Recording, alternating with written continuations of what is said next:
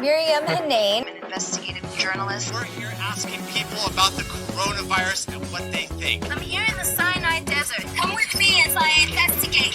What does all your other work have to do with Google? In 2018, we were getting 500,000 unique visitors, and we suddenly saw the traffic go down, down, down. I wonder if Google has any links to Big Pharma.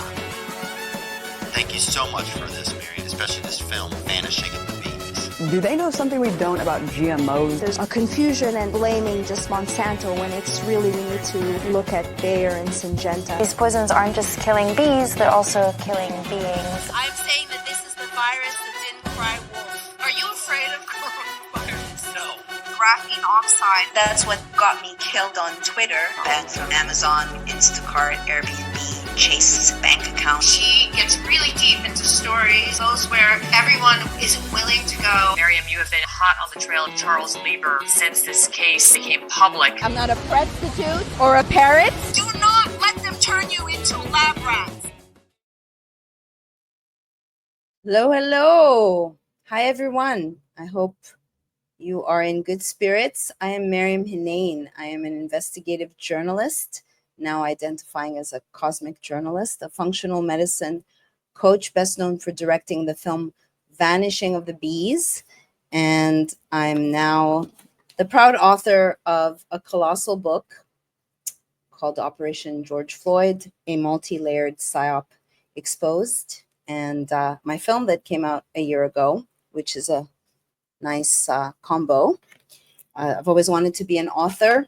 This is not the book I thought I would be writing. Today we're going to be discussing how censorship and comedy do not mix. I'm warning you now, there will probably be the F word for those of you who have to go and lay in your safe spaces, perhaps. And it is more acceptable for men to drop the F word, but somehow there's a stigma, even though there are studies that show that people who swear are smarter. So it's been often told to me that I swear so much. So I'm going to make the most of it, also to unleash my inner comedian. So we're going to be staying about an hour with Jason Robo. I'm going to read his bio because he took time to write it, and he's also a writer. And then we can, after I can get into, I've been doing a lot of radio spots and podcasts, whether they're translating into sales. Usually a book is available on Amazon, but not this book. And I am going to go on the third rail tonight. I will be on John B. Wells tomorrow. I love being in front of the camera and speaking to you guys. And trust me, I did not start off this way. I grew up a immigrant from Montreal, chubby, called fatso and tub of lard, and French is my first language. So I've had to really go within to find myself. And now I am myself with shameless abandon. All right, so Robo, as he goes by, is a 13-year veteran revolutionary blue humor comic, or racist, anti-vaxxer, and Trumper if the media rubs crap in your third eye, making it more of a third eye. He wants people to be happy, healthy, and free. After college activism, Robo pivoted into wellness and comedy, healing with elbows and punchlines. Robo's antics have received infamy in the lamestream media. He was illegally removed from campus politics, arrested for free speech critical of the 9/11 narrative, and later canceled for defying COVID-19 mandates. His YouTube has 24,000 followers despite death threats and bans. For instance, Robo is too crazy for San Diego's Madhouse Comedy Club. A leader of student government, Normal, and NORML, and 9/11 Truth, Robo tried to start a revolution at Humboldt State University. He made news often by berating bureaucrats. Some attempted silencing him in class discussions. Accused of abusing free speech, he, in fact, was salvaging wasted reservations on campus. His unrelenting dissenting opinions were not tolerated by the system that proclaims diversity and inclusion. He was removed from campus politics by an administration teamed up with student government shills. After prior attempts to control him, Robo suffered an illegal impeachment for chairing student government, an office won by defeating the son of California Assembly member Wes Chesbro. Following a kangaroo court ruling, Robo removed from the ballot mid-election in a run for president. The election, held 3 times, installed Sofia Pereira initially a fourth place write-in candidate was put on the ballot. So we're going to get into all these things. I want to say that last week we did a show on silver, and Cheese Slice and I should have known better. I should have known better because the government has come after me for my silver Excelsior. That is now I'm doing a memorial 25 for 25% off, but that good. So they banned the whole interview. And as I'm doing press for my movie and book, I'm no longer, I'll show it later, able to currently message on Twitter for some reason. I like literally can't see. So let's get into all of this. Sorry for the long intro, Robo. I did meet Robo at Acapulco this year in Mexico and was very grateful to connect with him. And he has a copy of my book because he has a very high IQ. Hi, Robo. What's up? You sound good. Where do you want to start with the name that you've made yourself for being a troublemaker? Did you ever think that it would be this difficult to speak out and do comedy? Well, I guess like growing up, I was a class clown because being the smartest kid in almost all my classes, I would basically get everything they were trying to teach us like right away. And so I was bored and I would kind of talk trash about this and that and make jokes. So that was, I guess, one of the precursors to how I ended up doing comedy.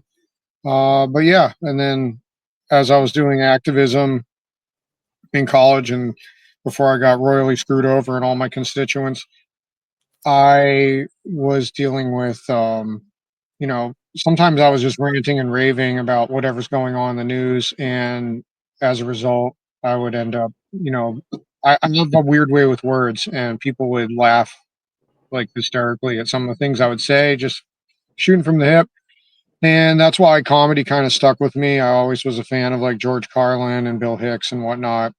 And then so when I was removed from the system and realized there's no way that dissenting opinions would be allowed to operate within it and challenge it, then I pivoted into comedy because I felt like that was a more palatable way of planting seeds, getting your foot in the door to change people's perception. Can you get into a little bit about how you were removed from the system? I should have asked you for that clip of you being interviewed regarding the plane. Do you have that handy that you could send to Jamie so we could play it? I should have done that. I could possibly pull that up in the chat. So yeah, back in 2008, and this is like Maybe shortly I can. after. You froze. You froze, Robo. Maybe looking for the clip.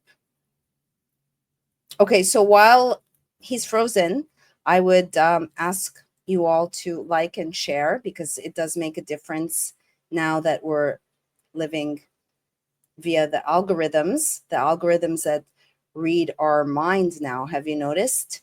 I was thinking of a song, and the next day on YouTube, and it's not like the song is called Deep Inside, Deep Inside. It's a old song that I used to dance to when I was a teeny bopper, and it came up right away on YouTube. How is that happening? Is that like a Black Mirror episode? So what do you think, Cheese Slice? What's going on? With regards to what? To Robo. I don't know. Maybe when he's trying to look up something, he Can you see me again? Yeah. There he is. There hi. he is. Did you freeze because you were looking for something? Yeah, because the way this platform, I guess, works is if I leave the browser and I could hear you guys and whatnot, but I just popped the link to the. Okay, awesome. Thank you. Yeah, incident. Let's pull that up. Yeah, so basically, like months after I was forcibly removed from campus politics, politically neutered, I would say, they I was visiting my family on the East Coast. I was flying like, Massachusetts, where I was born, visiting my grandmother and whatnot. And then my parents were in Virginia. And I had a childhood friend in Orlando, and I had like multiple encounters with just like the absurdity that is airport security. And I was just kind of like frustrated and annoyed with it. And I had this protocol where I would basically wear like a button down shirt, and then I would have like a revolutionary, clothing item underneath. so that way I didn't get harassed at the security terminal. And then once I got through, then I'd unbutton the shirt. So yeah, I got through, and I was just really annoyed with some of the experiences I had. Like one of my flights, I had this lady. Well, there was like the whatever the metal detector thing. It was before they had the body scanners. This is, like I said earlier on, the thing wasn't working, and it had like an exposed wire, and they're like jiggling the wire, and they're like slapping it on the side like it's a piece of like archaic machinery. And all the people that were in the line like were afraid to leave the line and get into another line, because then it's like, oh, maybe I'm going to think I'm a terrorist because I'm leaving the line that's not functioning. So I was like second from the actual thing, so I didn't leave because of that reason. But I did like look at like my neighbors standing by, and I was like, even if I believed in this shit, I wouldn't feel safe right now. And some people like laughed uneasily.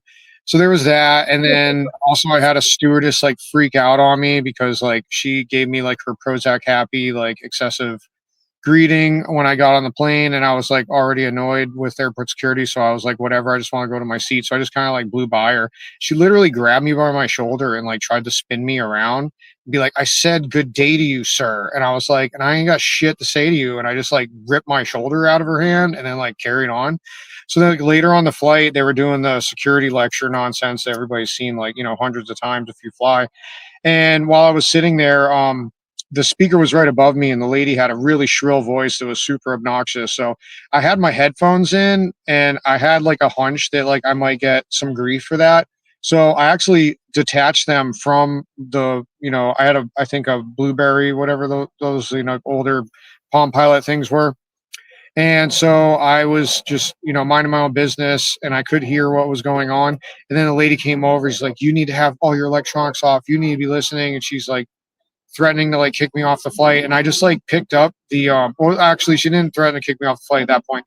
I like just dangled the detached like plug for the headphones in front of her just to show that like I don't have anything on my headphones. And then that's when she like threatened to kick me off the flight. And I was like, what is your problem? And it was the same lady. So anyways, there's stuff like that. And then so when I got interject. So this is all one sec. This is all pre-COVID mania, right? That you're already 2008. Okay. So I'm just going to share a story that I recently spoke to a old time stewardess that told me back in the day, the stewardesses had to be a certain weight, that she was once like a pound over and she got penalized. She couldn't fly. You had to be a certain weight to reach the bin. There was like a certain class with flying. Now, for me, COVID, like I've gotten kicked off of a plane, and it was like a Shaniqua. I traded seats. I checked with the person and someone's Hugo Boss jacket was in the seat, and the Shaniqua came and she checked my ticket, and I said, oh, excuse me, someone's Hugo Boss is that? She goes, well, maybe it's the person you traded seats with. And so I matched her energy, and I go, actually not, because I checked. And she goes, you ain't gonna talk to me that way. And so she leaves, comes back. They say, take your things and get off the plane. And I'm like, I'm not taking my things. So I went out. I had a mask that was a broken mask. So it was like cockeyed over like, and she's like, your face mask, your face mask. And then I was like, fuck my ego. I got down on my knees and I said, please, I'm going to an event. Please don't derail my whole day. And she said, get up. And I said, why? And she said, because you're making me feel uncomfortable. And I wanted to say, I'm making you feel uncomfortable, bitch. I paid $750 and I'm on my knees. But I didn't say anything. I went onto the plane to get my things. And I said, I'm getting kicked off the plane, everybody, and it has nothing to do with the Rona. And I said, by the way, you guys are all suffocating under your masks. Welcome to CoronaCon. And then they all clapped because they were all happy to see me go. Anyway, so I wanted to share that I feel like they can pick up on some frequency that you're different. Do you think that? Yeah, I mean, there's subtle things. I mean, body language is really the biggest form of communication. So like, I mean, there was a time during COVID when I was I was flying back from visiting my grandma for her 100th birthday, and it was like I flew reluctantly because it was like I can't miss that, and I couldn't drive cross country because I had work and it would take too long. So I was on my flight. They let me on the plane, and I had a mask, and like unlike the T-shirt thing where I could like strategize and reveal it later, my mask said COVID is BS or something like that, or COVID 1984. I had a few different ones. I think it was the BS one.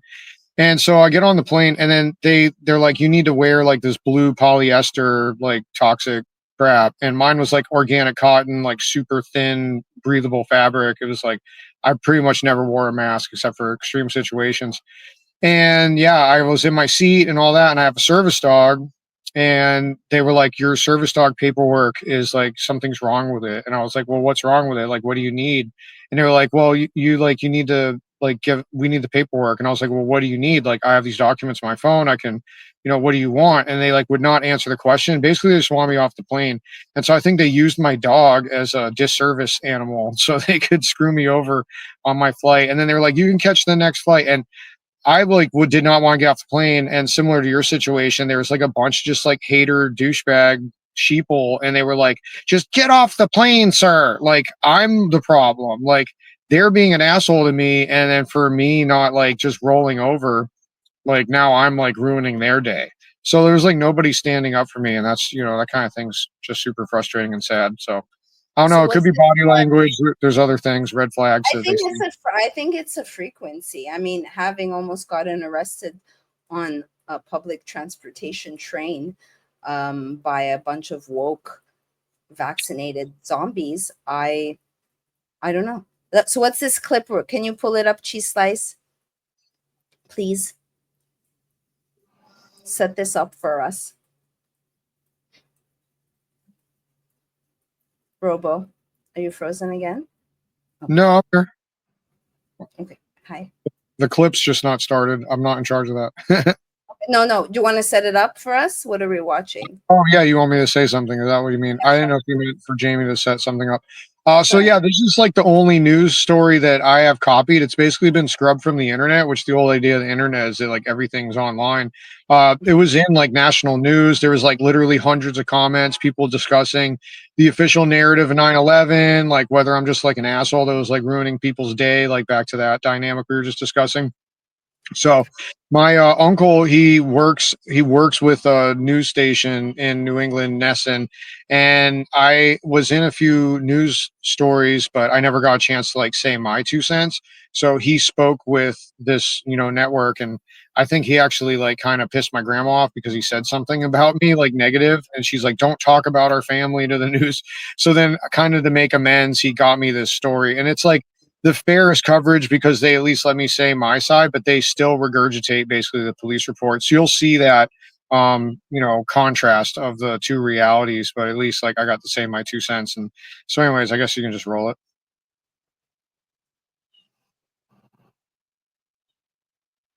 We're going to hear tonight from a man who was charged with causing a scare on board a plane at Logan Airport. It's too bad the volume is all a joke, but police say it is no laughing matter. Jennifer Egan is live in Worcester now with more. Jennifer? Barbara, Jason Robo describes himself as a nonviolent, high-profile political activist from California where he goes to school. But his alleged stunt, leaving stickers claiming 9/11 was an inside job inside an airplane bathroom, has landed him in trouble with the law.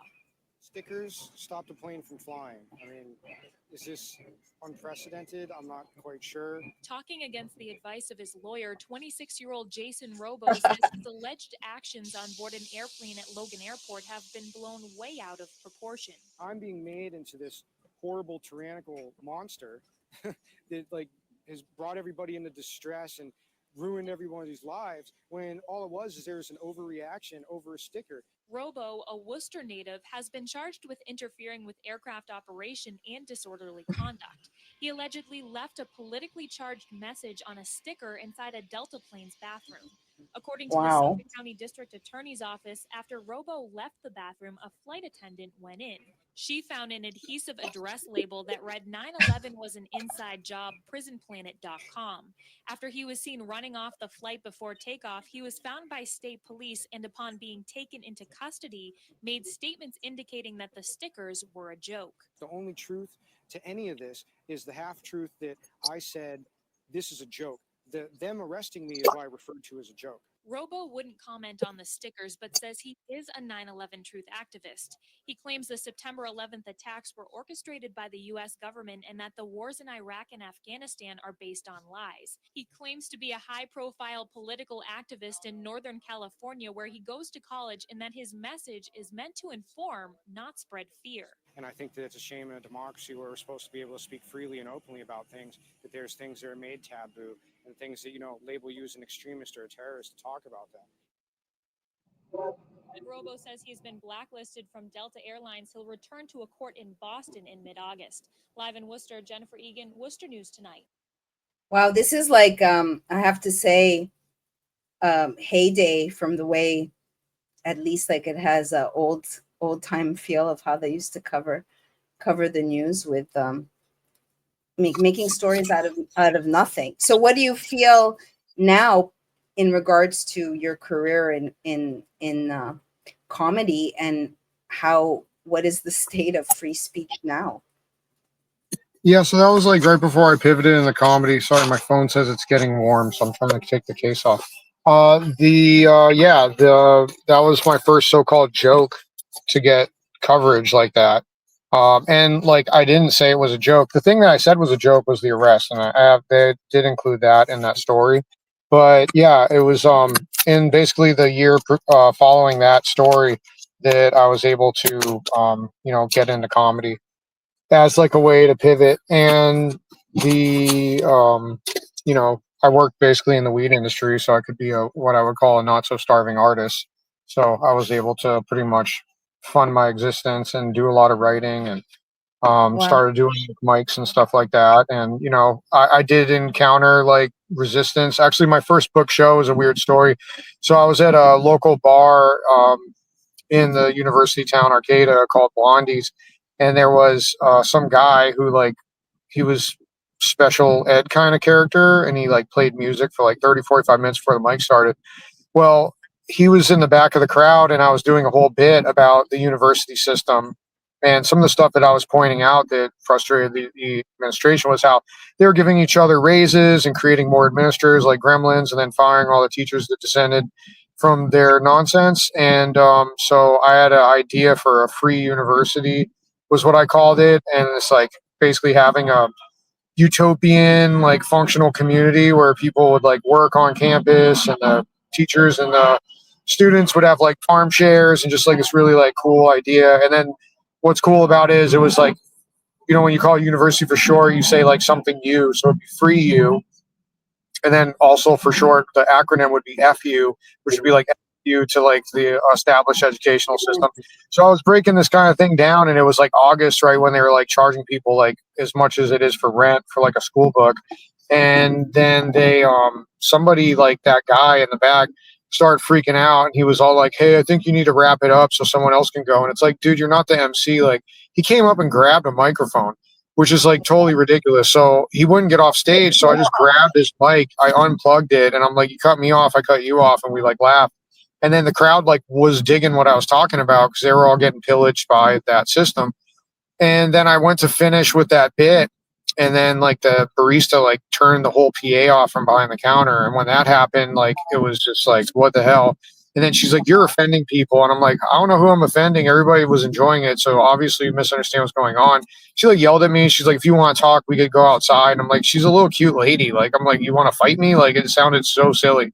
So I was like, "Whatever, screw you." And like, I'm just going to grab my shit and go. So I pounded my beer, was packing my bag. And then this guy was like, "I've never seen somebody killing it and then getting kicked off like that." He's like, "I'm part of this group called the Rejects Comedy that was in San Francisco at the time."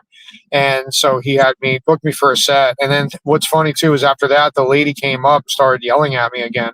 And I was like, "I thought you said like we could talk. This isn't a conversation. You're just yelling at me." Because like other people were like complaining to her, like, "Why'd you do that to him?" Because they were like, "I wanted you to finish." And I'm like, "Well, tell them." And then so she felt like she had to come yell at me, and then she wouldn't listen. So I ended up just like yelling cunt at her because it's the only way to summarize how I felt, and she wouldn't listen. And then she just like stormed off.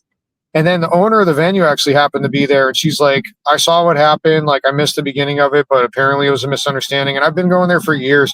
She was like, you're still welcome here. Like, sorry about that. And it was like super chill. So, but anyways, that was like, one kind of thing. I mean, I was just in Asheville, and it was like the local conservatives that live outside of town call it Trashville, just taken over by blue hair libtard, like transgender people. And I think some of those people are suffering, and I don't think that that's cool. I'm not like happy about that.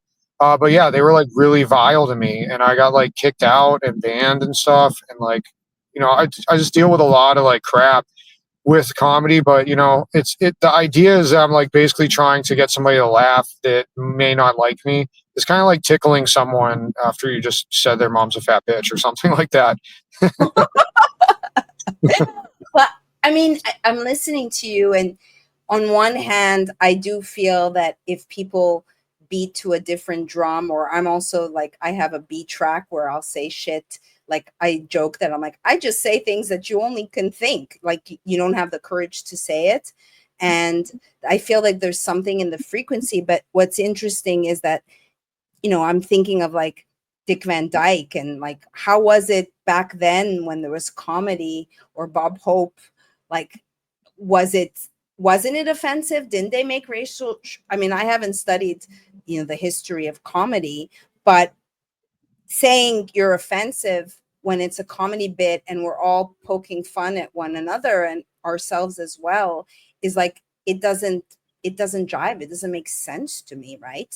Yeah, that actually is a good sentiment to bring up, because I did forget to mention one detail. When the owner of the venue came up to me after, she said that if you're not offending somebody, then you're not doing comedy right. So like, she actually was supportive, even if I was being offensive. And that's true. It's like, if you're not pandering to people, then you are going to offend somebody. And then if you're pandering to people, then you are offending people in the sense that like, you're not going to be palatable because you're not pushing the envelope, you're not challenging like perceptions. And then that's going to be like, oh, you're like lame-o, mainstream, normie. Like, you're not going to be, to me, that's not comedy. Like, true comedy is like philosophy. It's like, the jester, like messing with the king, or like the heyoka, like challenging people's perceptions in a way that's going to bring about like maybe some spiritual evolution. And yeah, so I'm not like out there to be offensive, but the thing is if your like views are incapable of tolerating like other perceptions, then like you're going to be offended. And that's like a default setting. Like, it's unavoidable. But that discomfort, it's like when you work out, like you get to a point where you feel like burnout, you get soreness in your muscles and all that stuff. Like, and they literally say you're getting like sore about something and whatnot. But like that burn that you feel is like something that personal growth can emerge from. Yeah, you're stretching. For me, I fantasized about having an unvaccinated vermin bit and talking about the censorship. I've since I can't speak in the journalism world. What is mainstream comedy when you go to do a set? Because you've been traveling, right? You're like, you could say you're a traveling body worker comedian, right? Like, you look for places, you put yourself in different milieus, unlike me, that's like a little hermit, right? So what are you seeing out there other than weird transgender offended people? Well, I mean, a lot of comedy is like kind of sad, in the sense that like, most people are depressed, most people are like really upset, and they don't understand like or see like the interconnected nature of things. So like, when I pissed off some transgendered co-host, I was supposed to get 5 minutes, and she like cut me off at 3, and so I could tell like that she didn't like what I was doing. And then I was just bashing the election system. I call them erections because I say they just give us a bunch of dicks to choose from. And even though I'm like talking about clearly that like both sides like are shitty, that like I just get put into the I'm a Trumper camp. And like, so they're so stuck inside the false two-party paradigm and the black and white divide and conquer that they just can't see that like I'm not talking just about them. I'm talking about the whole entirety of it. So that person like was doing like a really awful comedy set, and I started to record the audio. I wish I did a video because that would have been great. And yeah, they asked a crowd participation question and no one answered. So I answered, and they're like, "What do you do?" And like, my body work is really weird. You experienced it. I basically like poke people with like a shark's tooth and crystals on their fingers toes, and then I elbow the shit out of them for like 2 hours at a time, and I get like 150 an hour or something, or give or take. And that would normally be like comedy gold to like riff on, but instead she like took it as an opportunity to like talk about she hates me and hopes I never come back and like eat shit and die and all this. And I said, fuck you, you faux cunt. And then like the room got quiet as shit, and she had nothing to say to that. And I'm using her fucking pronouns. And actually, what's funny is when I was talking about this situation, I was impersonating a woman like better than she actually was, because it's like basically talk like a dude and is wearing like a tube top. Like they're like not even trying to be ladylike. It's so ridiculous. So so I just decided to start attacking that.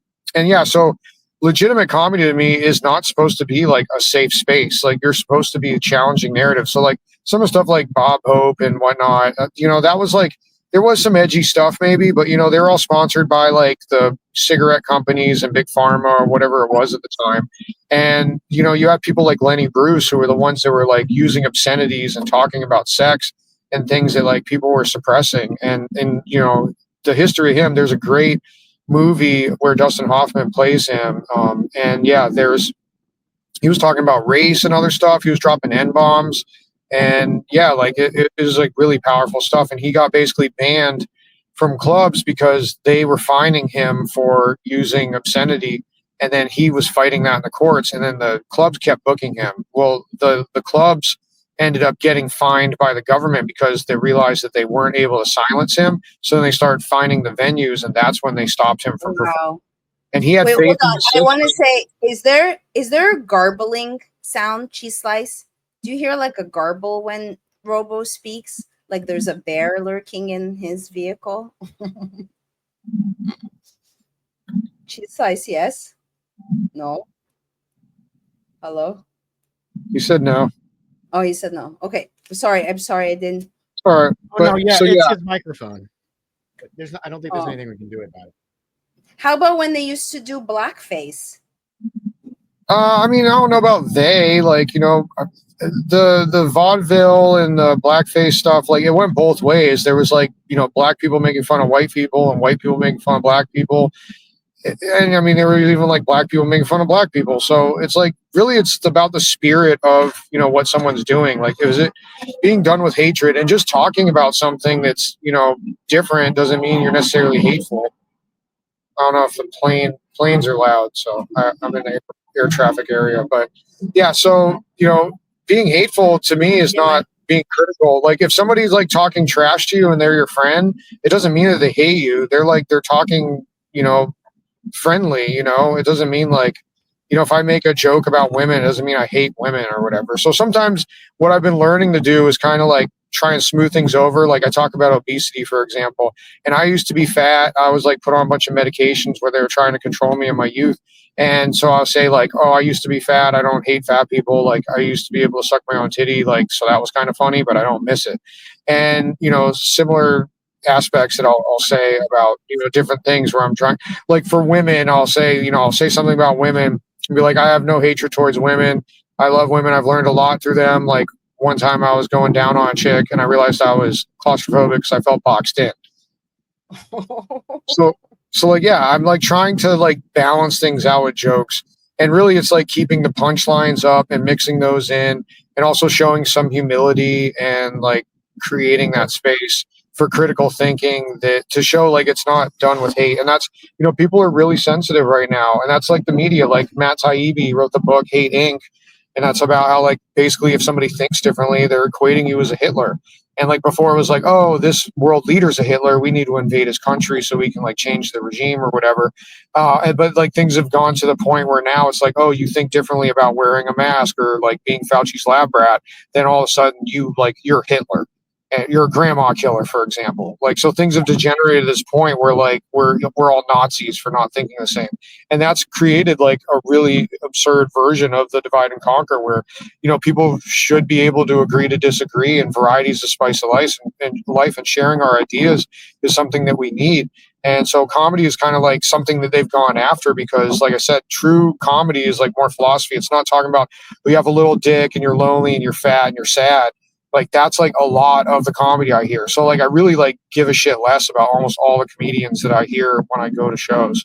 But I mean, I'm working on basically like, I'm just created my own niche, and I just do my thing. So whatever other people want Well, to do, you've created your own niche, but it's almost like keeping comedy alive, or like comedy classic, because as you're speaking, it's almost like people have lost the sense of like nuance or feeling. Like you said, is it being said with hatred? Because I believe that people can in the past have laughed at themselves, and it wasn't so offensive, right? So now, like, I was looking for a body worker, and I'm clairaudient, so I was just speaking. There was one woman, she was sensitive, and she could feel my intensity, and I was speaking to her, and she goes, "Wow, you're bold."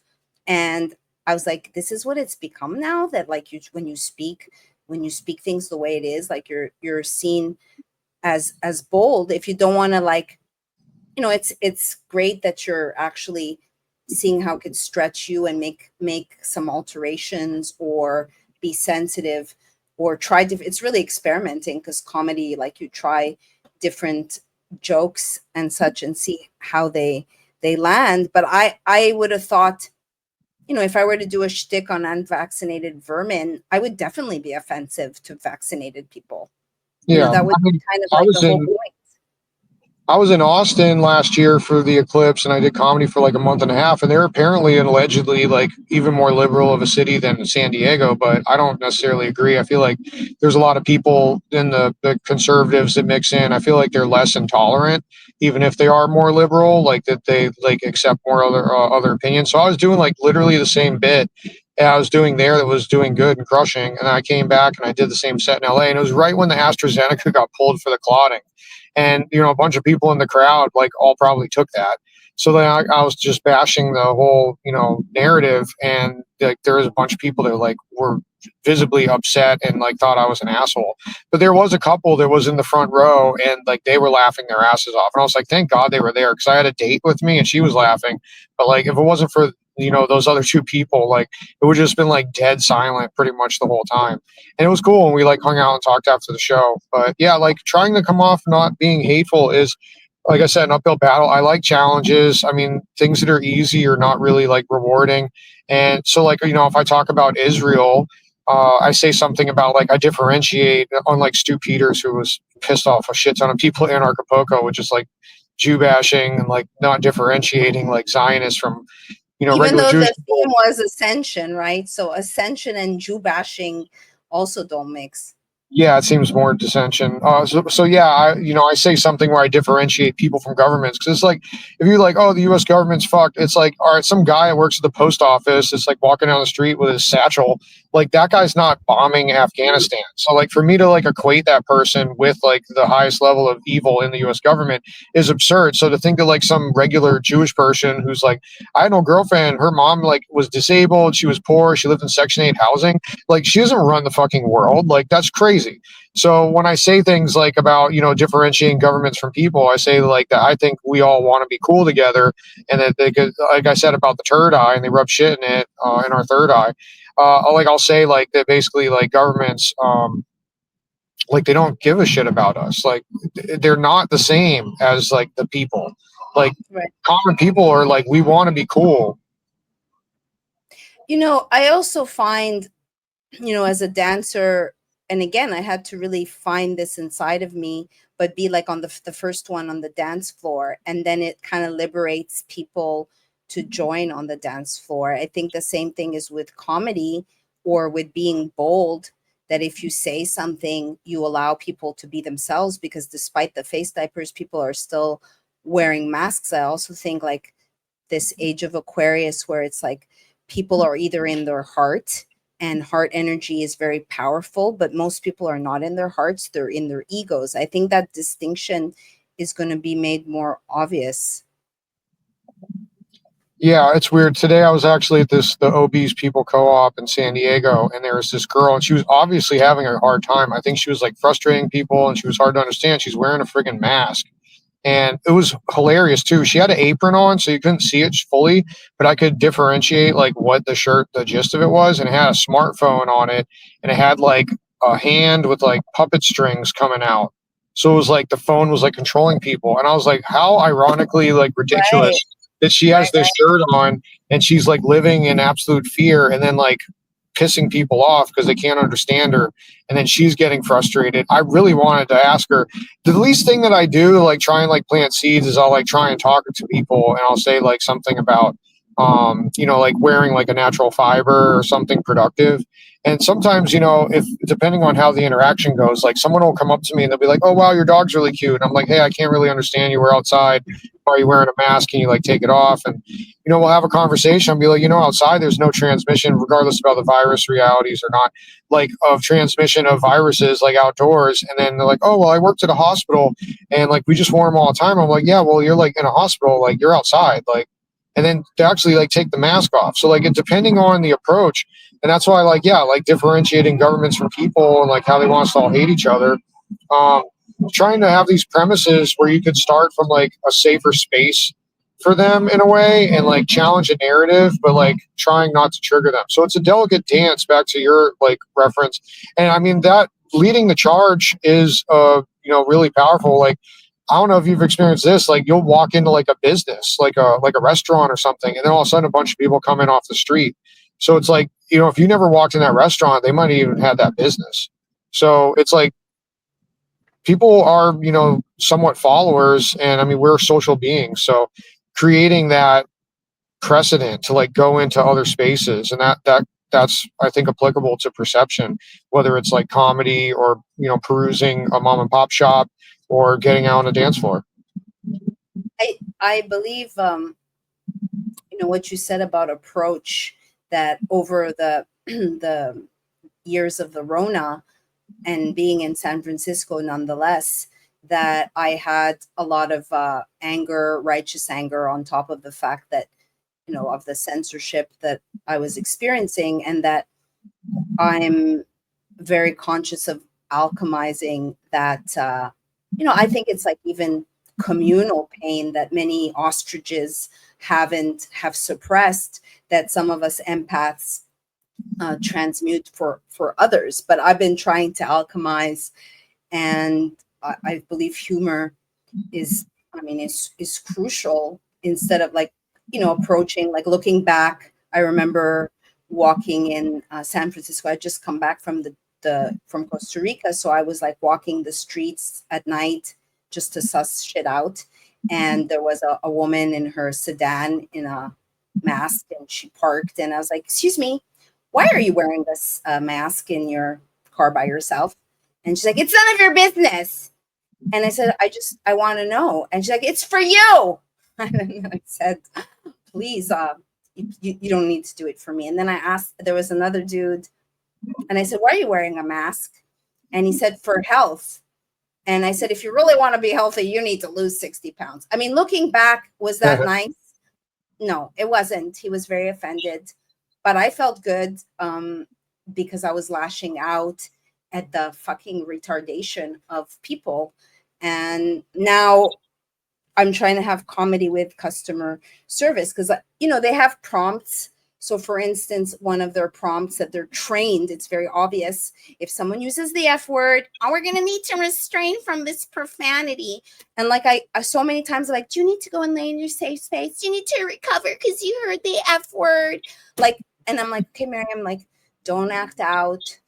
But it's, I don't know what my point is. Like, customer service has become, maybe you don't have that, you don't need to call customer service for anything, but it's become very difficult there's no humanity.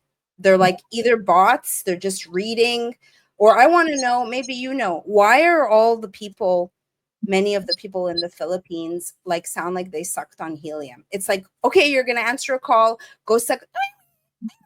They all sound like little voices. Do you think it's to like trigger people? Have you noticed that? Have you noticed anything in customer service that you want to share? Well, I don't tend to deal with that parameter or whatever so much. And then usually a lot of times they're Indian stuff. I mean, there is like stuff like the Valley Girl speak, so maybe there is something that in the customer service world. As far as customer service goes, or sales, the movie Sorry to Bother You is like really amazing. Have you seen that? Mm-mm. You gotta watch it. It's basically like this weird corporation that's like Amazon meets Google meets. Can we bring up a clip, Cheese Slice? Yeah, that movie's insane. So, like, yeah, it's from The Coup, Boots Riley. And actually, I did a workshop at a event at Humboldt State once, and I got to like break bread and hang out with him.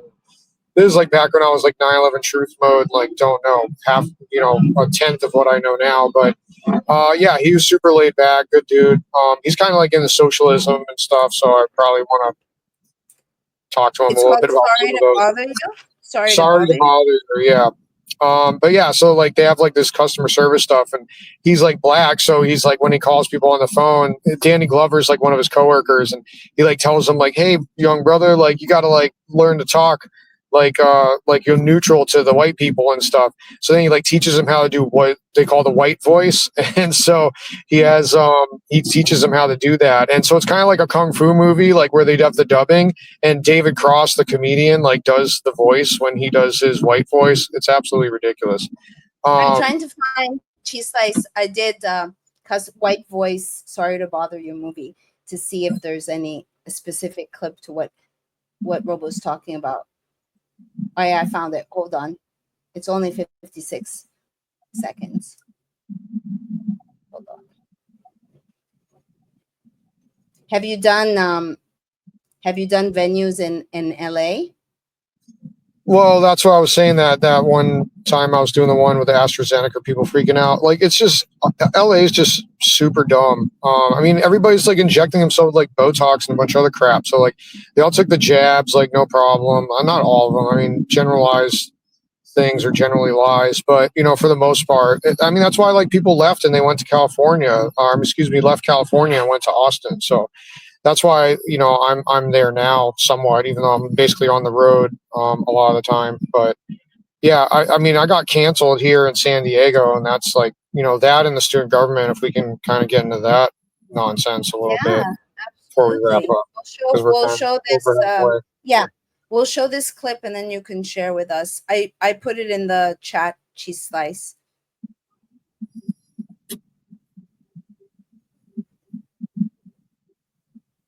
Hey, young blood, let me give you a tip. Use your white voice. Man, I ain't got no white voice. Oh, come on, you know what I mean. You have a white voice in there, you can use it. It's like when you're pulled over by the police. Oh, no, I just use my regular voice when that happens. I just say, back the fuck up off the car and don't nobody get hurt. All right, man, I'm just trying to give you some game. You want to make some money here? Then read the script with a white voice. When people say I talk with a white voice anyway, so why ain't it helping me out? Well, you don't talk white enough. I'm not talking about Will Smith's wife. I'm talking about the real deal, like this young blood. Hey, Mr. Kramer, this is Langston from Regal View. I didn't catch you at the wrong time, did I? So would that be offensive today to someone? I mean, everybody gets triggered. There was a guy that made he made this video called read a fucking book or whatever, read a motherfucking book, and he was just talking about like the degenerate negativity of like what has become black culture, which to me is like a mind control program, not like true like blackness, so to speak. Just like the retardation version where he's like, read a fucking book, wear deodorant, which I'm not really into deodorant, but like, brush your teeth, drink water instead of like 40 ounces. They're like, this is racist. And it's like, he's poking fun. It's something that he wants to see improve. It's not being done with hatred. And they were like roasting this poor guy on like CNN, like he's like a self-hating black person. And that's the kind of thing that they do also with the Jews and stuff. And so I don't know. It's just like, if you think like outside the box, then like they discredit you, and that's just absolutely absurd. That's huge. Yeah. I mean, there's not like I joke that individuality is like, oh, you got purple hair, you think you're an individual, but you're not. You're well, a lot of that's like all these people that are so-called environmentalists, and they're like, oh, I'm going to put toxic chemicals in my hair that poison some river somewhere to make, and comes in a bunch of plastic bags in a box and a bunch of tubes and stuff. And it's like, how is that environmentally friendly? Like, that's complete nonsense. So what do you want to share about the school shenanigans? So yeah, I mean, basically I was like fighting the racist war on drugs, which is based on, back to another documentary or film is called Grass. It's narrated by Woody Harrelson. It shows how like every 10 years they change the narrative. So before it was like psychotic, murderous, rapist Mexicans are gonna like rampage across the country high on ganja, which is like, obviously we all have the stereotypes that cannabis makes you lazy. So it's like, are you lazy or are you psychotic? I don't know. So now it's like the cartels are kind of like an epitome of like what that stereotype they created was. And then it's like you're schizophrenic or like you're a communist and then like a terrorist. It goes through like all these different eras of like government propaganda against cannabis. And so anyways, my advocacy was breaking with the normal like leadership. National Organization for Reform Marijuana Laws was to repeal all the drug laws for being racist nonsense, not to create like new laws on top of bad laws.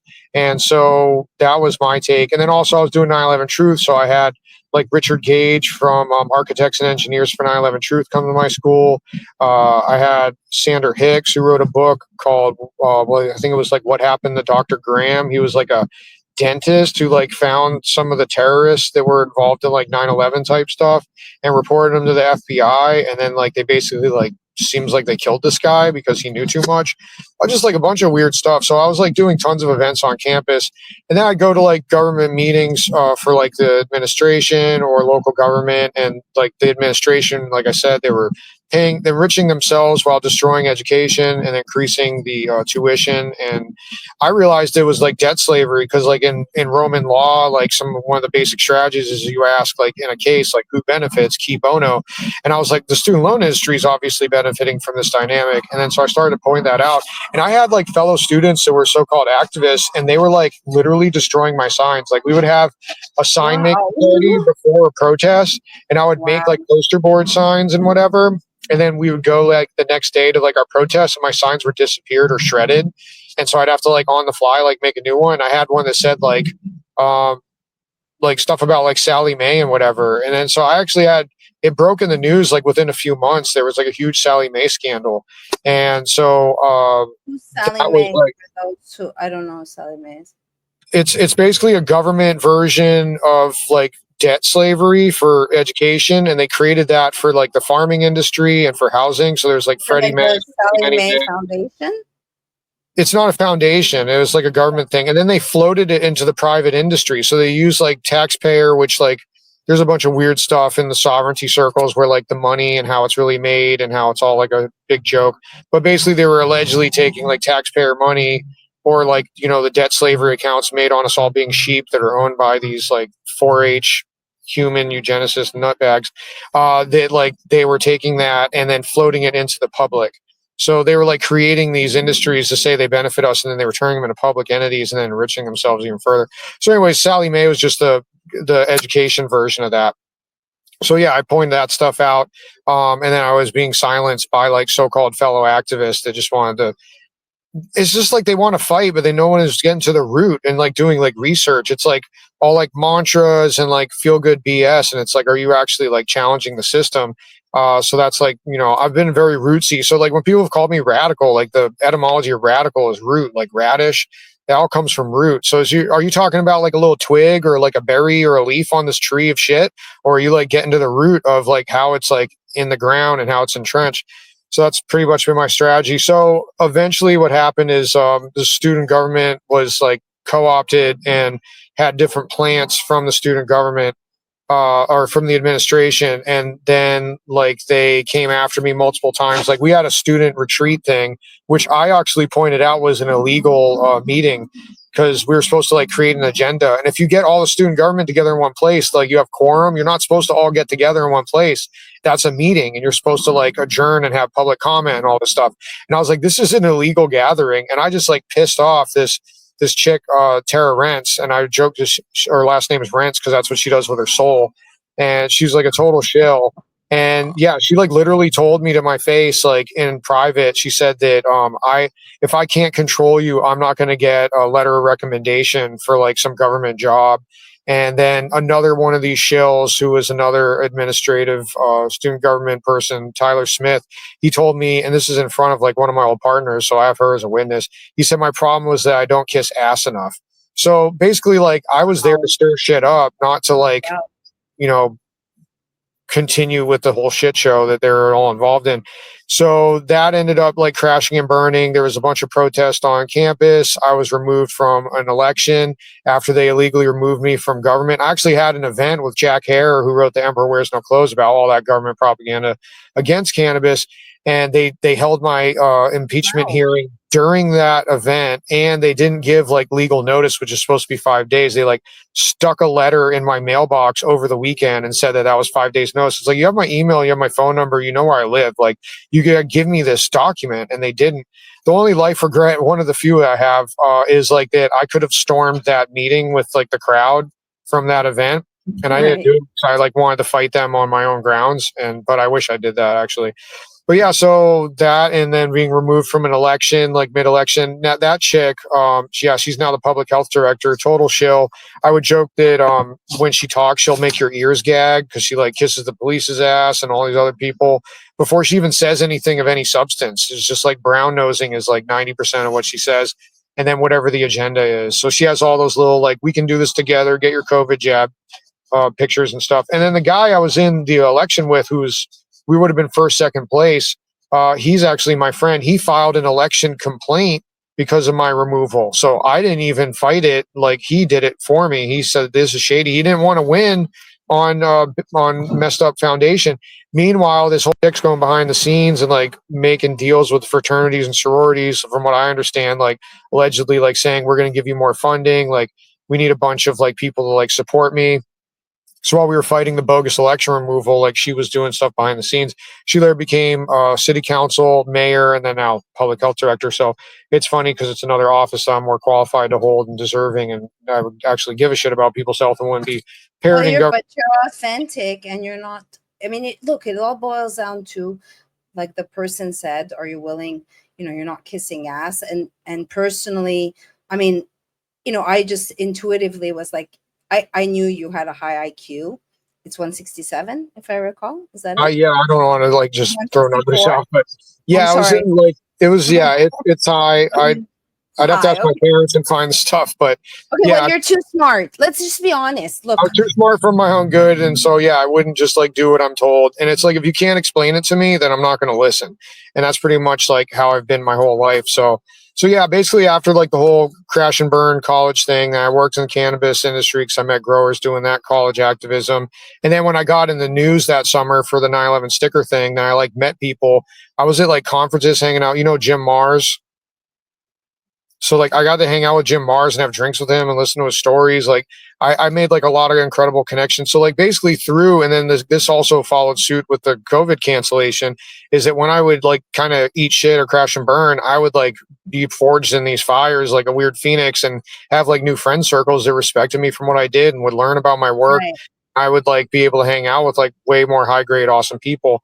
And that's pretty much what happened with COVID. So like, right when COVID was starting, I got my first health certificate in personal training, and I followed suit with one in nutrition and some well-being sciences stuff. And these are like from universities like Cornell and Yale and whatnot. So like, they're not like nonsense certificates that I was like gathering and things I was studying, reading tons of books. So when they said that like, hey, stay inside, fuck sunlight and your social life and your job, like all these things are like counter intuitive to like improving your immunity and health, then I was like, this is obviously some bullshit.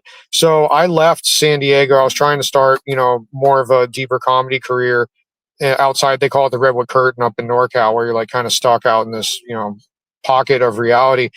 And I was, ready to dig in here. But then I was like, all right, well, screw this. I'm out of here. I want to be near millions of people. I would rather be out in an isolated place with like a lot of nature where I don't have to be around a bunch of mass stars all the time. So, but I came back down here 2021 when things were starting to loosen up, and going to meetings and like challenging the narratives. And there was like a lot of like trippy characters there. Funny enough, like I showed the Plandemic series before I got canceled. They used to have this thing called group comment, where 3 people, instead of having just 2 minutes, 3 people could get 10 minutes to address the council. And they were like literally not responding to anything that we said. And so I had the idea that like we should do show clips of Plandemic. And so somebody helped me like edit those pieces, and it was actually Kyle Kemper. I don't know if you have heard of him. He's Justin Trudeau's half brother. And so I didn't know who he was, and he told me one night we were like hanging out and shrooming at a fire, and I was like, dude, I'm tripping right now. What are you talking about? So he edited the clips together, and I helped like with the idea and like organizing like groups of 3 people at a time to like show these clips. And then like they did some shady where they basically were inhibiting the internet signal. So it's like when they were like streaming their, CDC shills to like promote their COVID narratives, like they were flawless audio and video. But then when we're showing these clips about the Rockefellers hijacking medicine and how Bill Gates comes from a line of eugenicist psychos, then like it was all choppy and weird. So, but they got rid of that. They gutted the group comment using me as an excuse later. Yeah, I would imagine you've been used as a as an example of, hey, are you gonna like speak up? Are you gonna like not follow in line? Well, this is what's gonna happen to you. I mean, I feel like in somewhat they've done that to me by smearing me on national television and ridiculing me and positioning me as a chick that is after fame, riding the coattails of my Google software engineer X. Like, it's such bullshit. So Yeah, they did that in a Humboldt State. So that's one of the things I mentioned in the bio is that, so they had this thing I called the free speech cage. They call it the free speech zone, 1 hour a day, Monday through Friday, 12 to 1. And then often people wouldn't even show up. So I'd wait 15 minutes. And if they no showed, then I would take that space and I'd get up there and start raging against the machine. And it was cool because like, there wasn't always a lot of people out there, but like I said, people were laughing their asses off. I get standing applause, like some of my comments in government meetings. There would be like the old school people, and they'd come up and they'd be like, back in the 70s, like if you were out here saying this shit, you would have like hundreds of people listening to you, and here it's like, maybe dozens, 100 people at best, like depending on the day. And they just thought it was like kind of sad.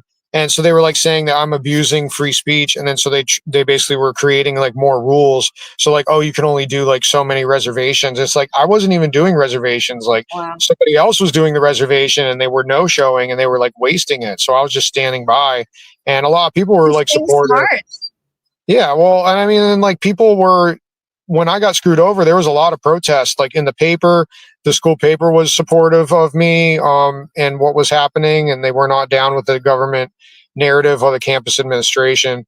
So yeah, so I went through that, and I was like just completely over government. And that's why, like I said, I got into comedy. So, but yeah, so doing the wellness comments like about COVID, I was bringing things to the table about health and like how they were doing the opposite, and they just never respond. Like literally, you got like parents, their kids were coming to the podium. You had like doctors, nurses, all sorts of professionals, and like some of them were like literally crying, like, "Don't do this, don't force these mandates and whatnot. You're destroying my life." Totally apathetic. They were like this guy Nathan Fletcher. He went on Twitter and he's like talking about we're all retarded and we don't know how to do research. So that's kind of like treatment we were getting. So eventually I pivoted into like, thoughtful, like logical comments into like just roasting these assholes. And that's when I ended up triggering them and getting canceled. And so that's like a whole clip. I mean, if I could find the link and send that to you, I have full audio. The full audio is like, it was one of the best rooms I ever performed in because it's like 200 plus people, 200, 300 people that were like challenging the mandates. Some of them were there for like other agenda items and stuff, but it was one of the best rooms I ever worked. And then they said it was like a racist rant, and it was like I made one racial comment. And it was because like the public health director was a black woman. And I was like, Tuskegee, the legacy of Tuskegee, she's like totally dishonoring it. And what I call like COVID is like, I compare it to like a Tuskegee 2.0, like an equality edition where it's like, we're all guinea pigs now. Like, it doesn't matter how Yeah, you identify. exactly. Look for the clip. I want to say a couple of things that, I've been doing a radio mostly. And when I tell them that George Floyd was used to get more vaccines into the arms of the number one vaccine hesitant population, blacks, and then they're challenging me. I'm like, no, I literally found NIH documents. It's in my book, looking to Black Lives Matter. And of course they used, oh, look, the government cares about systemic racism. Maybe Tuskegee wasn't so bad. As you look for the clip, I also want to say to the audience that you're the one in Mexico that kind of gave me the heads up of what they're doing, what is being done with my book. Oh, did we lose him? He's the one who said improvising. Well, I'll have him explain when he comes back. We lost him, right? It's just me. guys can like and share the show. Okay, you're back. Did you hear me, Robo?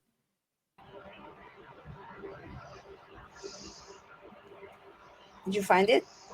Here, can you hear us? Me? Hello? Hello? No, I can't hear anything right now. Okay. Well, I want to say while he fixes his audio, that some people, like I had a girlfriend tell me to, the book is $88.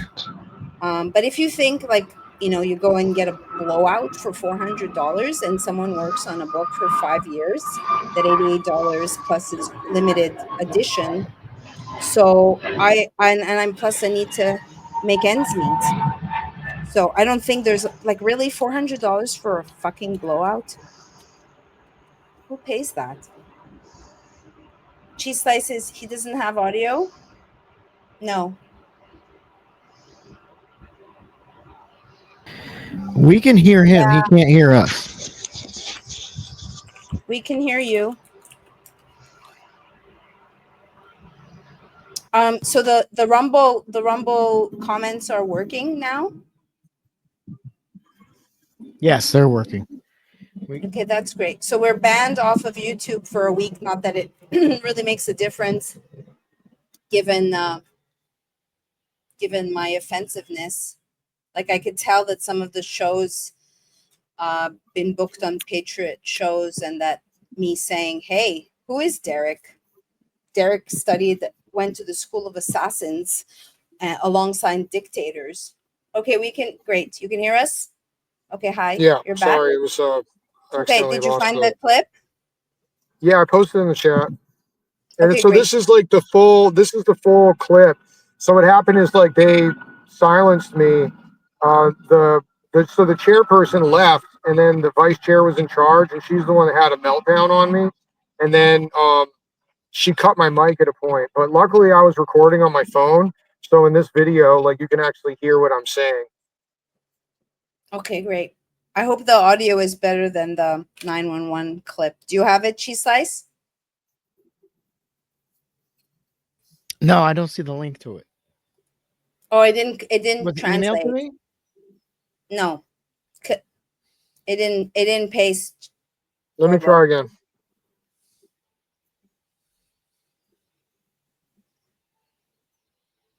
Yeah, thanks. It looks like it posted. Yeah. So yeah, this it got picked up by tons of, I just knew it was it didn't go right.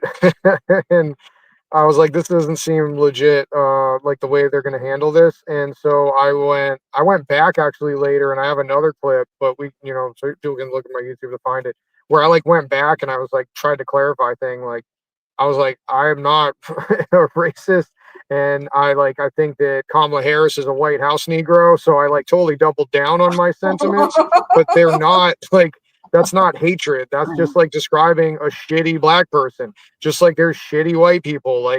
If I talk about George Soros or Bill Gates or whatever, I don't even like the term white people. Actually, I'm literally reading a book right now, The History of White People. But anyways, you can go ahead and roll. And the first half, it's on purpose. They called this a racist rant. They say the whole thing. I was just there, I hate whatever. Let's hear you hating on people. Jason Robo, ladies, gentlemen, traders. We showed you guys pandemic indoctrination, and it's a premeditated scam, and you voted for it. It shows that you are traders. It's suppressed on the internet. There's trying to find the truth in this world is like trying to find a kid at John Wayne Gacy's house. So you got to dig for it. You act like you care, but all you care about is the CARES Act money. You are minions of the pharmaceutical industry. The healthcare workers, you don't care about them. You care about the owners. And you don't handle crap. You say that we can't handle our crap and basically legislate as laxatives. You say you care, but you make us sick. It's all about fear. You're obsessed with the fear and the closure of businesses and beaches. By the way, vitamin D, 80% of people have died or found to be deficient. So you're killing people basically when you close the beaches. And then you mandate the vax, you're a vax murderer, basically. And we are your adverse reaction. You should resign. Vargas, I can't wait for your arteries to clog. They're not doing it fast enough. And Nathan, you should kill yourself. I don't know where you are, but a dishonorable discharge would be you blowing your brains out. Let's see you tweet that, blowing your bird brains out. Wow. And then Lemur, as I like to call you, Lawson Lemur, you're a little monkey. I'd like to see you hang from a tree. And then Wooten, you're fucking Aunt Jemima. And yeah, syrup won't sweeten and cause your diabetic coma fast enough either. You are not allowed to say that to her. You are not. Oh, what? I can't say that you're a fat piece of shit? Oh, well, it's the first time they responded. Oh, no. They actually responded. Let's have a dialogue. The chair is not here. I'm going to ask you to apologize to her. No. Fuck you. You're a piece of furniture. You're a chair. A chair has more intelligence than you. Ooh, you're so angry. You are not allowed. No, you're garbage. You are not allowed to talk to her that way. No, you're garbage. You are not allowed to talk to her that way. I say whatever I want. It's called free speech, which you don't believe in. You say it's a public health threat. Nathan, by the way, I say you should blow your brains out. You missed it. No.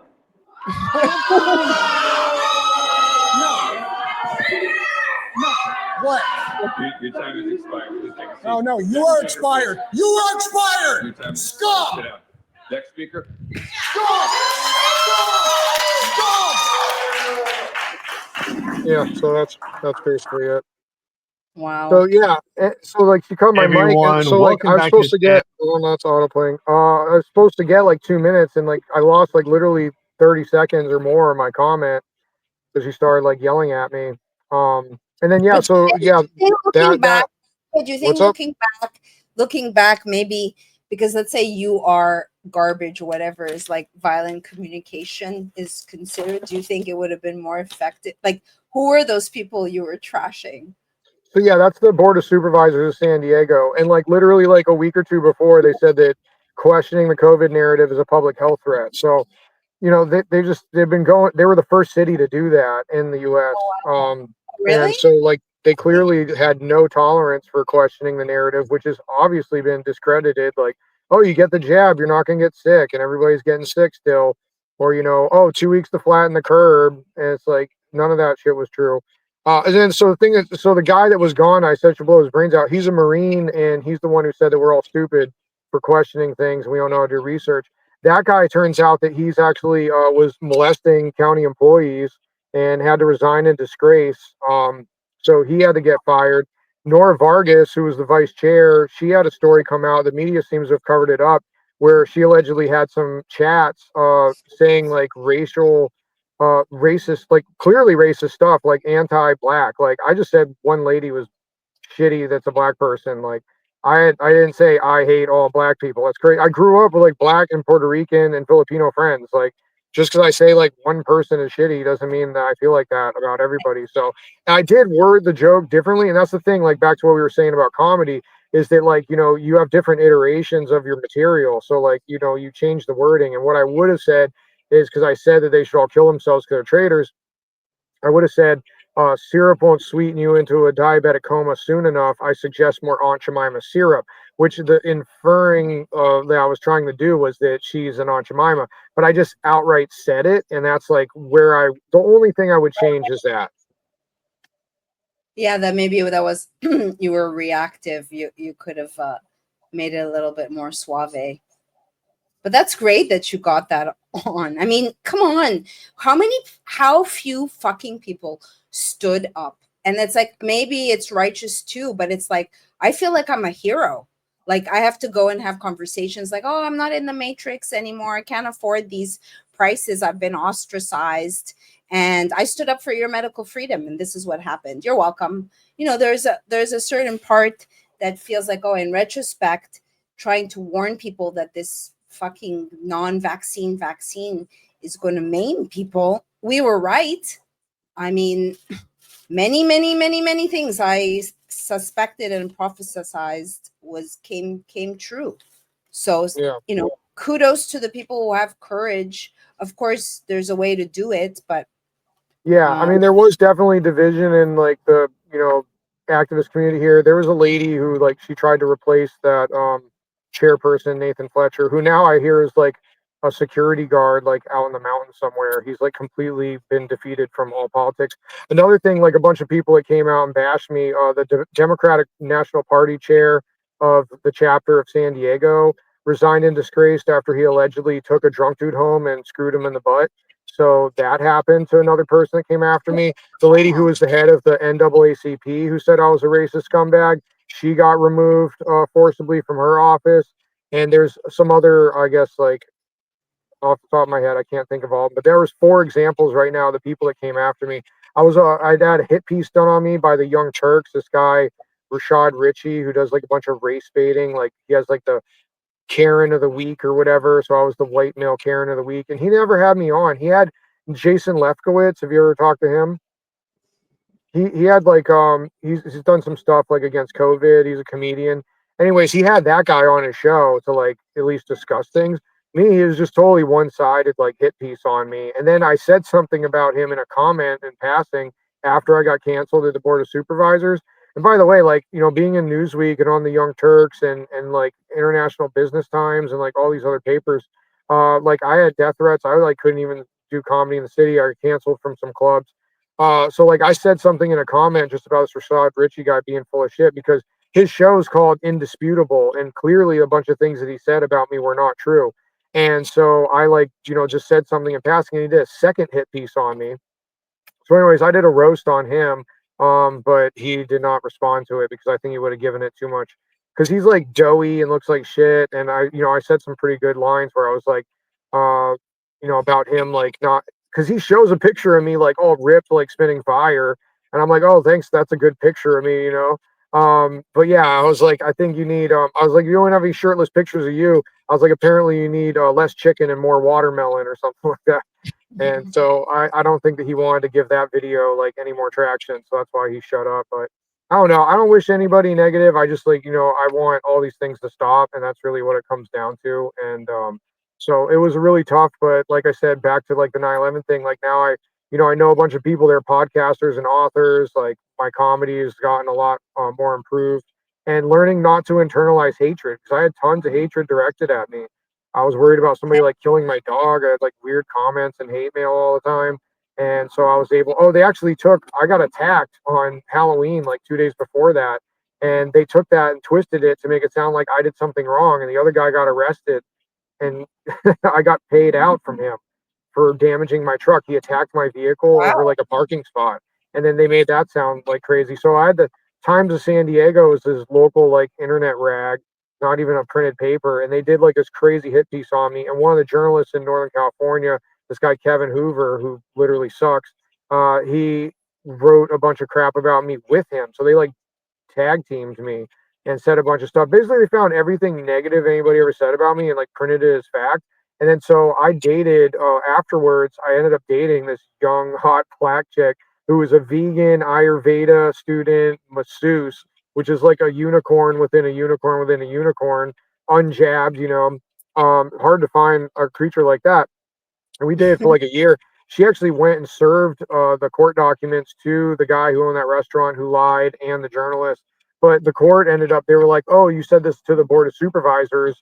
And then he basically like excused every element of defamation that I clearly proved. And that's all on court record. So that judge is a total scumbag. And I just didn't really follow up with that. And I should now that I'm learning more sovereign law stuff, which is a whole another can of worms. You should Right. definitely have Brandon Joe Williams on. He's a I am total freak. having a show on sovereignty in a couple weeks with someone. I think his name is Jason. I have to look. So let's tell people where they can find you. I'm going to stay on for a half an hour. I do Robo when you're looking for. You're the one who told me about improvising. Can you explain to the audience what? Or privishing. Say it again. Privishing. Okay. Improvising. Can you explain how did I make it? What did I say? Improvising? Can you explain Yeah. what they're doing to this book? Because you're the one who brought it to my Yeah, I mean, I don't remember all the details, but from what you explained to me, it sounded like so there's a book called well, first I'll answer the other question. So my Instagram is Strictly Revolutionary, one word, and that's with a T, not a K. Some people spell strictly kind of like weird. But yeah, Strictly Revolutionary, one word. And then I have Twitter, but I don't really use it, or X or whatever. I even paid for the premium and I got like no traction. And then that's my comedy website. I need to work on that a bit. My YouTube, I've got 24,000 plus subscribers. I think it's That's awesome. 24.3. And Good. yeah, that's all organic. I made comedy mixes when I got canceled. I got removed from being a DJ at this radio station called K Mud in Northern California. It's called Radio. Anyways, yeah, it was totally ridiculous. Nobody at that station, as far as I know, has anywhere near the amount of views for any content they've ever created for that station. So my comedy mixes, I have a George Carlin mix. If you want to listen to some revolutionary, like thought-provoking, socially critical humor, I have a 2 and 3/4 almost like hour George Carlin mix that organically has gotten over 6 million views. So that's like the kind of stuff that's built most of my following. I have some of my comedy clips. I just did my first piece at Joe Rogan's club a couple weeks ago or so, 2 or 3 weeks ago now, and I What's his passed the club? election. He has a club in Austin now. Yeah, it's Comedy Mothership. So it was my first time there, and I absolutely destroyed.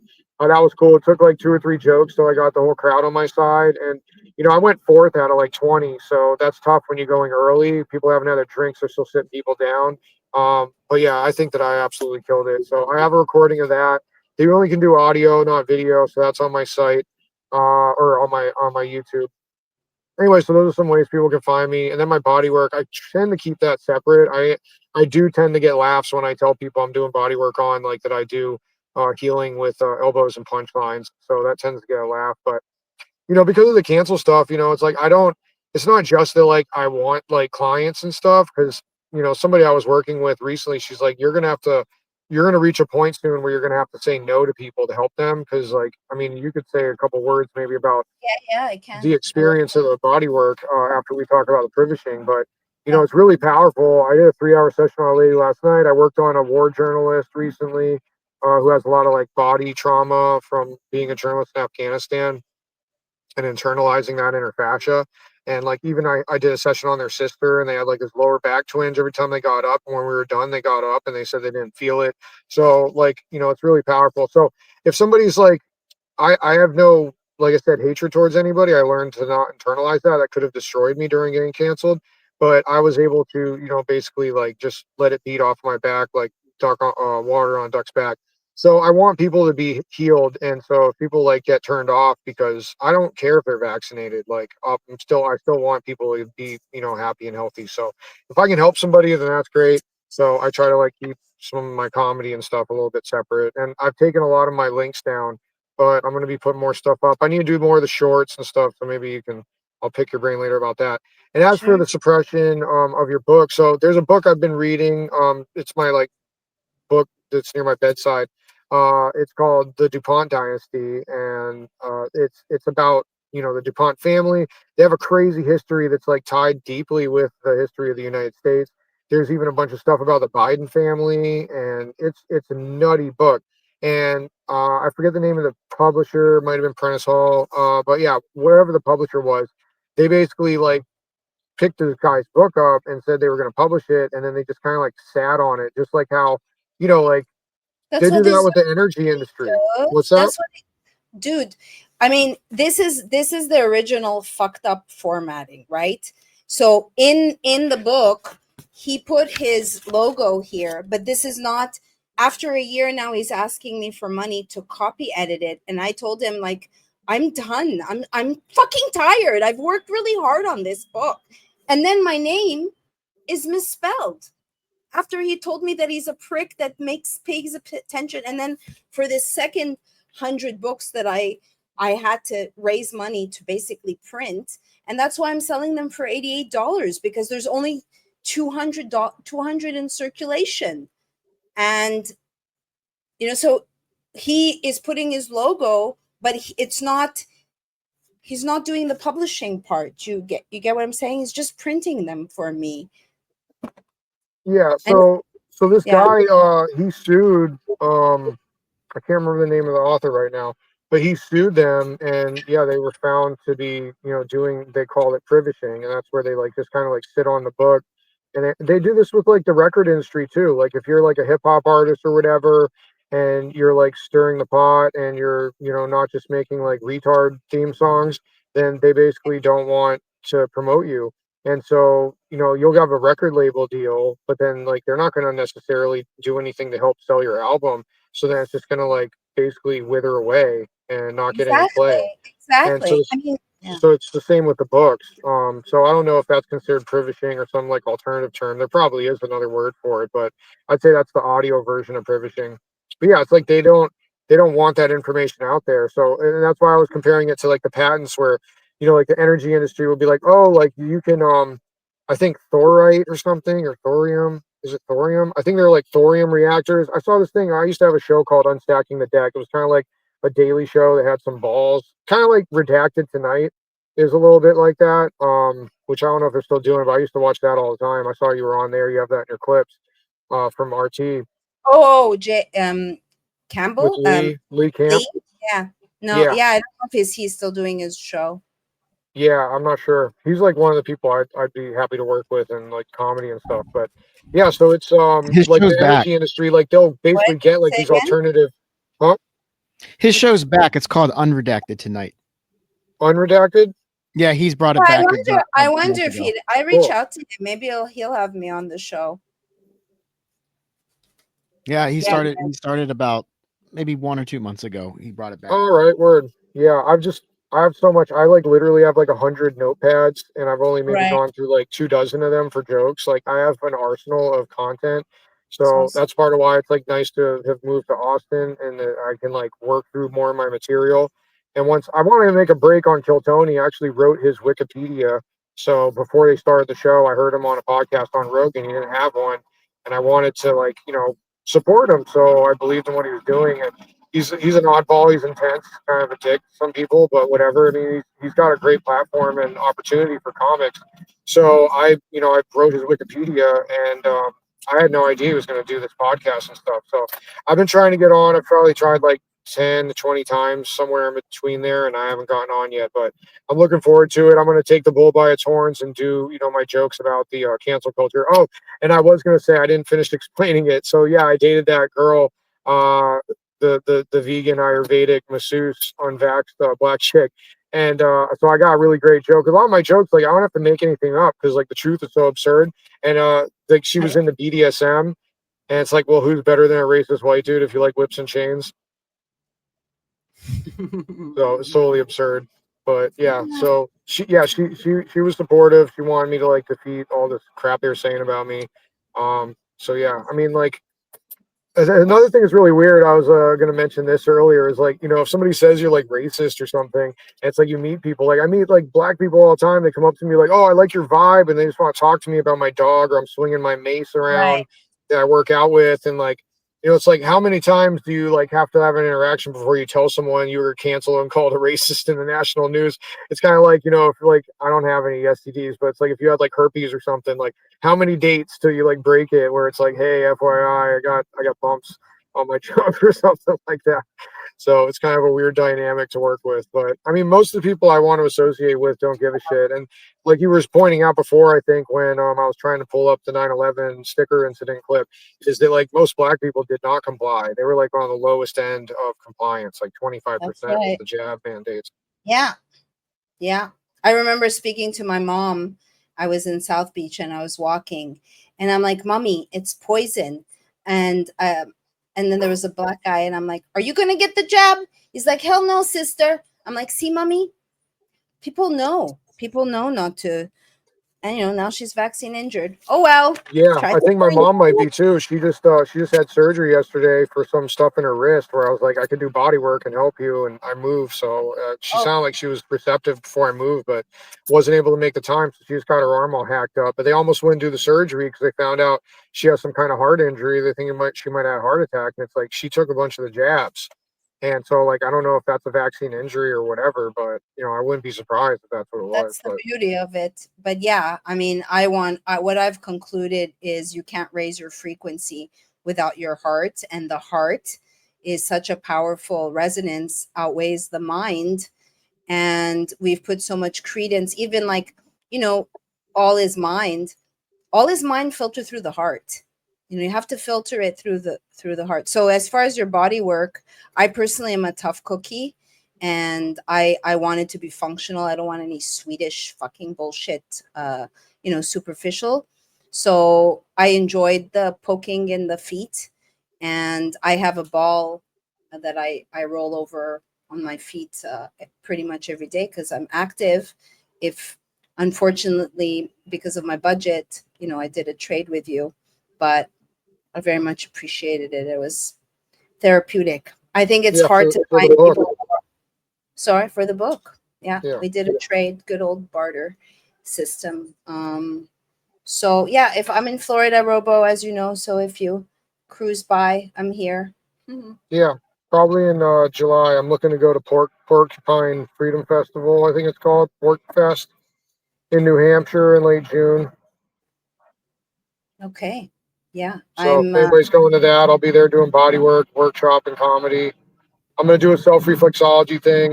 Like I said, I want people to heal themselves. Like so, like you said, you're like using an exercise ball. So there's like a bunch of things we can do with self-care. But shoes are like one of the worst things, which I don't think is lacking in irony because the sweatshops and the misery of the fabrication of shoes environmentally and human misery wise is like it's like secondhand shittiness the way that they screw our feet up, and that causes a cascade of tension through our body when it squishes our feet like this. It's like imagine if you had to wear mittens with your hands all the time and operate. You're like our feet are being squished into like this shape, and they should be like that.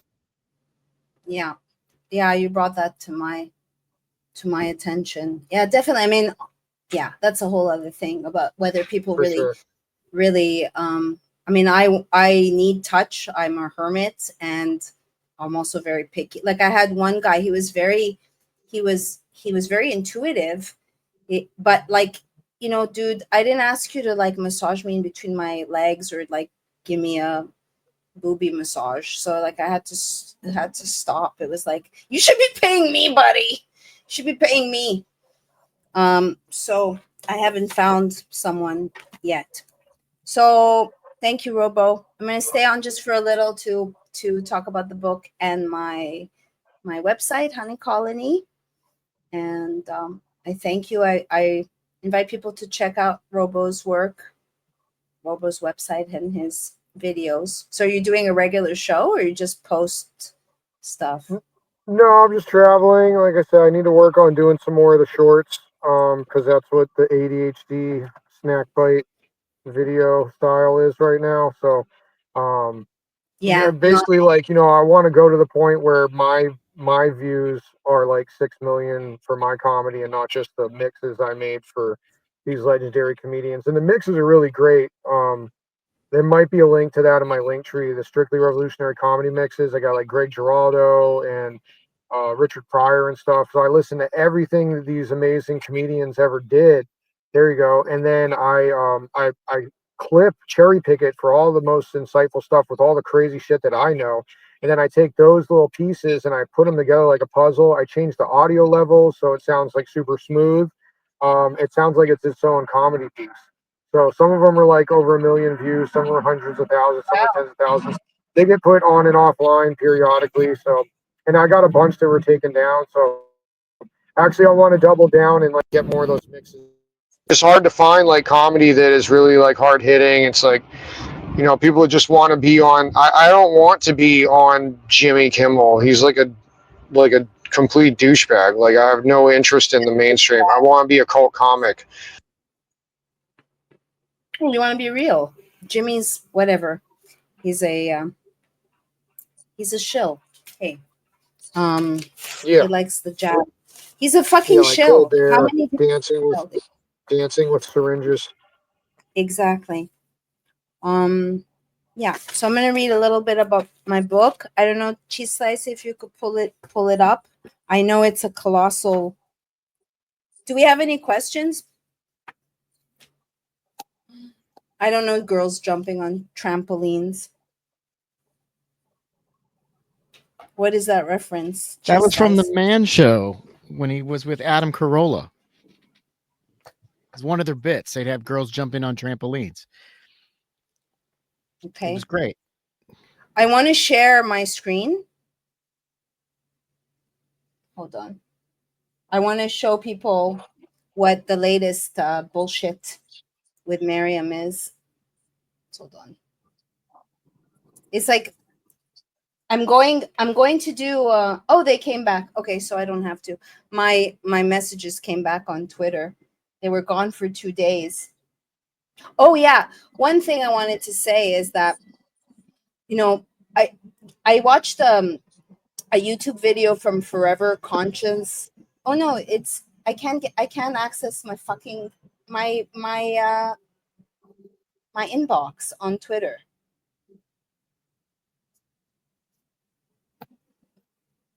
All right, so I've been looking. I look for patterns, right? So in the YouTube world of Ascension and 5D, there was someone that I invited on the show. His channel is Forever Conscious Research Channel, and he was highlighting other people that are talking about the death trap. So now all of a sudden, you know, it was in 2020 on Union of the Unwanted that I told the panel, hey, I don't think going to the end of the light at the end of the tunnel is a good thing. And supposedly there's this whole world. So there's one person who has a huge following as a social, spiritual, whatever content influencer, who's now saying that the reincarnation trap has been suspended. And so, first of all, how do they get these? How do they know? Second of all, like a lot of these spiritual channels, I think are AI run now. And I'm just watching, like, what is the real plan here? Because I interviewed Howdy McCoskey that says this whole Ascension 5D is just another side of the coin of transhumanism. And there's people who are saying out there that if you want to, you know, when you die, first of all, you could die consciously. But like there's a woman who has the Void Academy. So it's actually training people how to properly die. But, or there's other people who'll say that if you don't take this training, then and you don't know how to use your Merkaba, then you can cause damage. But I would think it's like walking. It's like an innate thing that if you actually have an evolved soul, that you can go in and get those answers. If you are on a path, and very few are, to die consciously and make it a thing that you want to liberate and not reincarnate back into this shit show. That's personally me. I mean, not every, I could, not to speak for you, Cheese Slice, but I'm sure that's not like your priority in life. Right. All right. Can we pull up Honey Colony, because I'm running a 25% off sale. I just got my inventory. So you know, my company honeycolony.com has been around for 14 years, and it's had several different bad actors. I do think that it's a reflection of Maryam not loving herself, not trusting herself enough, and empowering others to sodomize me. So now that I have my inventory, basically, you know, I hired Olympus Marketing on Upwork, and this agency claimed to be into minority women and entrenched themselves in my company. They had suggested I work with Procter and Gamble. Like, what? During a meeting to talk about affiliates. And only later have I realized that they were arguably with Procter and Gamble. So when I did my fulfillment, I was doing fulfillment out of California, and I had signed a contract with a fulfillment guy, an awesome guy that was going to do my operations, but they lied to me and told me that Olympus had fulfillment. So they basically have breached their contract, and they have caused $60,000 worth of damage. And I'm going to be going after them. So now I have my inventory. So I'm personally packing things and making sure that customers get their products. So we're running a 25% sale, Memorial 25 on my bestseller is silver. And in fact, the show was taken off of YouTube. And it's like I should have thought about it. Like in retrospect, what was I thinking, Cheese Slice? We should have both of us, like, we didn't have Mark on, but I didn't think twice about it. Silly Wabbit. But the show is on Rumble, and I've noticed that Rumble has also removed some of my followers, a la YouTube style and Twitter style. So I do really appreciate. I've befriended customers and people who have bought the book. So I would invite you to please support history. And this is not about just George Floyd. This is very relevant. There's a movement to free him. I will be on John B. Wells tomorrow, and I don't know if we can pull up my website, and then I'll say goodbye to everybody.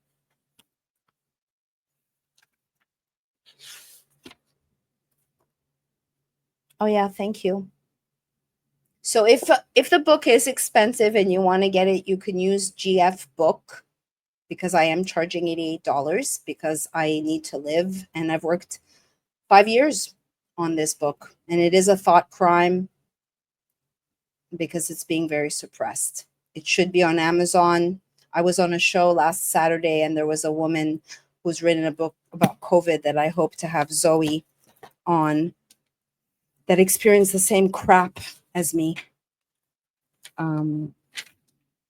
So I think that's it. I thank you for supporting work, for tuning in, for spending your time here. And I don't know if you'd like to say a few words, Cheese Slice. I really, I suggest, I always like offer something in return because it's an energetic exchange. So if you do consume this show, people comment on all my guests and the content. So please consider subscribing or joining my Substack or buying a book or just something to give back and keep me going, because journalists are endangered species. And in fact, I can't make a living as a journalist. They used to pay $2 a word for all the top magazines that I wrote for. Okay. So now it's like, hey, sign up for my Substack. But I am getting a following regarding my Snuffy series. And I decided that I'm going to turn it into a Netflix series when I'm done. You're definitely going to turn that into a book, right? A book. Oh, yeah. That's going to be your next book. Yes. I still think you should call it Escaping Miami. Why? It has nothing to do with Twin Flames. Well, isn't that what, like, how you met him? It's like you had to get out of Miami and he helped you move? No, that's not. I thought that was part of it. No, I was texting him for an entire year. Oh, before you left. Okay. Yeah, no, it was no. There's many plot twists, but it's I think it would be called Too Snuffy with Unconditional Love, or the Snuffy Chronicles. He did say, maybe I told you this. He's like, you're on part 18, right? I'm like, you're reading the Snuffy Chronicles? You're reading what I'm writing about you? You imaginary friend that has disappeared yet again, fucking with me? I don't know. But what I did was I went on Facebook and I found Twin Flame groups, and even those groups won't let me post my story. It's like, instead of helping one another, cross-pollinating, wanting other people's abundance, being happy, it's like feeling threatened because you don't beat to the same drum, just kind of like Robo. He's very, very, very smart, and then he intimidates people because he's also, as you've noticed, doesn't hold back. I bet those Facebook groups are in line with like the Twin Flame Netflix documentary. They probably think of it that way, which is different. Dude, it's a $2 billion industry. It's a $2 billion industry, and you're challenging it. I'm challenging it, and I even think that some of them are nets to actually capture or suss out, because I do really think that that a real twin flame, if they come together, can be very powerful to do things unconventionally.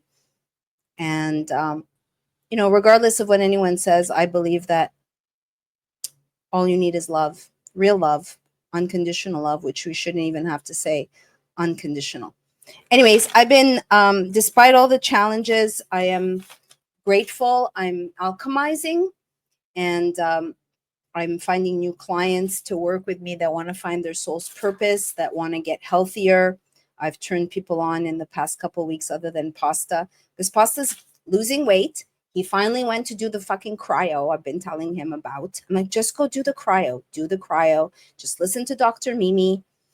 And, the losing weight is a byproduct. It's not what I focus on. But I want to just work with people one-on-one. Pasta is shrinking. He's having to get new clothes.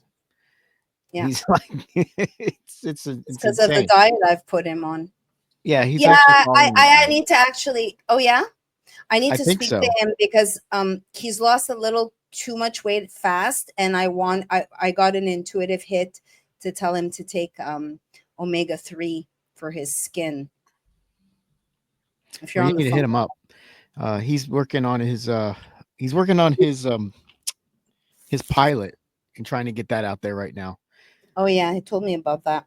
Yeah, I'm gonna see him. I'm gonna see him soon, so people can work with me one-on-one, and it's either could be using my intuitive skills or thank you. This right here is probably one of the best ways if you want to donate.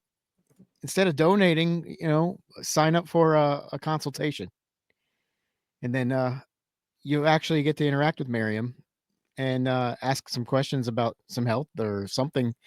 One of the subjects that Maryam likes to talk about on her show. Thanks, so that's sweetheart. probably one of the best ways to do it. Yeah. Also, yet again, weeks have gone by that I'm not able to kick some money to Cheese Slice because I am still cleaning up the damage that Olympus marketing did. Hi, Diana Munez. Remember me? Remember me when you verbally abused me because I threatened you? Yeah, why not use my public platform to call people, because there is something called righteous anger, divine justice, and accountability. I'm a big fan of accountability and stand for integrity. Yeah. So I guess it's a weekend holiday. It's Memorial Day. So be blessed, enjoy yourselves, be grateful for your health. It's the most important thing. Thank you, all of you, for buying, the ones who bought the book, who watched the show, and who send me love.